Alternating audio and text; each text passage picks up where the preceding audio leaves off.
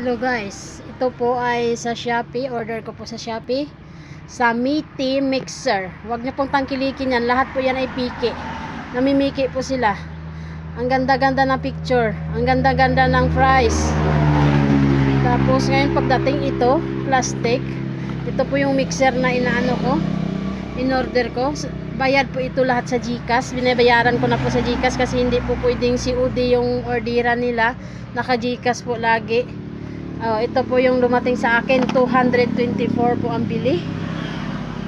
Ang akala ko po electric na at saka ano na yung stainless, kasi stainless ang ganda ng picture. Yung pala pag dumating sa'yo, ito na pala yung mukha niya. Pag dumating samantalang 45 pesos lang yung bili niyan.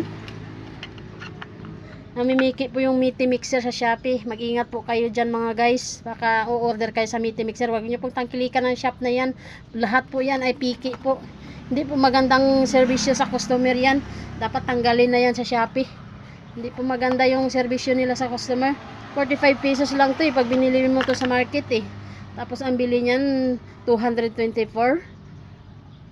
Tapos yan palang dumating sa'yo. Ang ganda-ganda ng picture nila sa shop nila. Hindi pala ito totoo. Dapat huwag nyo nang anuhin po yan. Nasa Shopee po yan. Mayroon talaga hanggang ngayon yung mga scammer. Yung shop na Meaty Mixer. Huwag nyo pong tangkilikin sa Shopee. Dapat matanggal po yan dyan kasi hindi maganda yung mga ano nila. Yung picture. Ang ganda-ganda ng picture. Tapos pag dumating sa'yo, ito na. I-refund ko po to. Hindi pa sila tatanggap kung hindi mo babayaran sa GCash. Tatanggap sila sa iyo ng order pag binayaran mo by GCash. Yan po.